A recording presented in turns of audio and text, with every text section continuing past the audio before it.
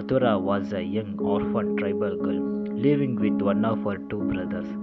She was an Adivasi.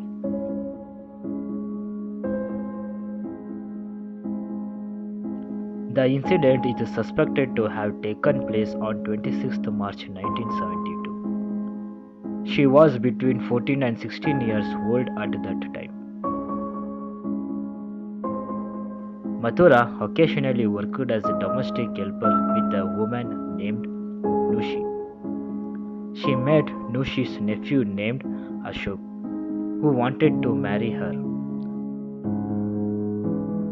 But her brother did not agree to the union and went to the local police station to lodge a complaint claiming that his sister, a minor, was being kidnapped by Ashok and his family members. After receiving the complaint, the police authority brought Ashok and his family members to the police station.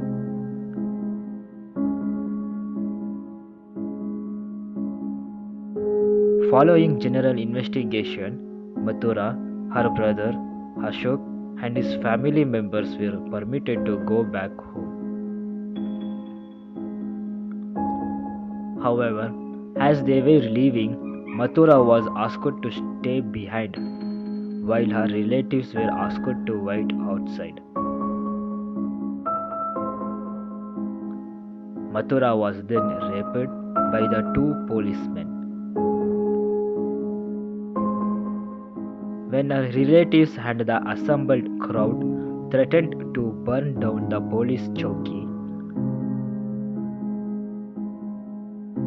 the two accused policemen, Ganpat and Tukaram, reluctantly agreed to file a Panchnama.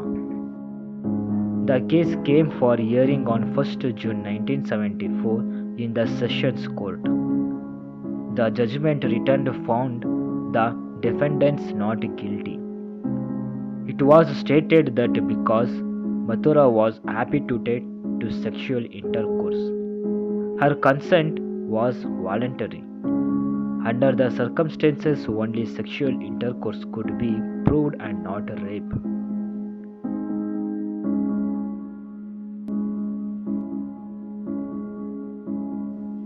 On appeal, the Nagpur bench of the Bombay High Court set aside the judgment of the Sessions Court.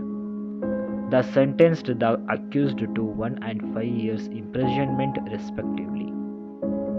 The court held that passive submission due to fear induced by serious threats could not be construed as consent or willing sexual intercourse.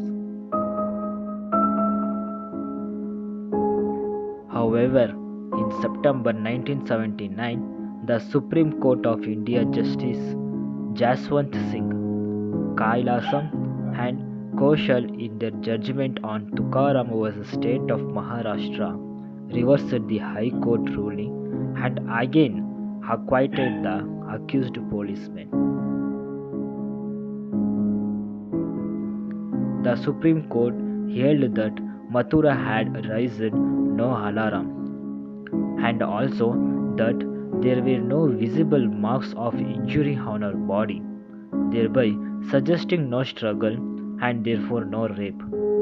The judge noted because she was used to sex, she might have incited two cops. They were drunk on duty to have intercourse with her.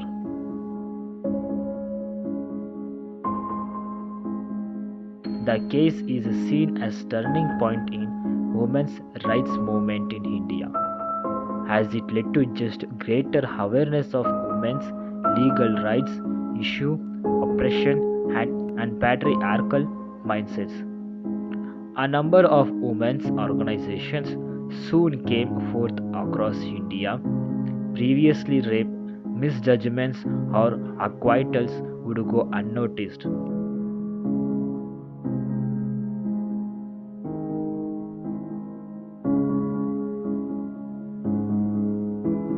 But in the following years, women's movement against rape gathered force, and organizations supporting rape victims and women's rights advocates came to the force.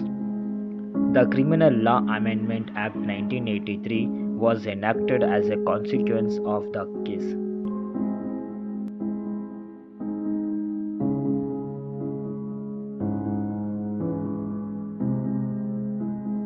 Section 228A of the Indian Penal Code, for example, was enacted because of this incident.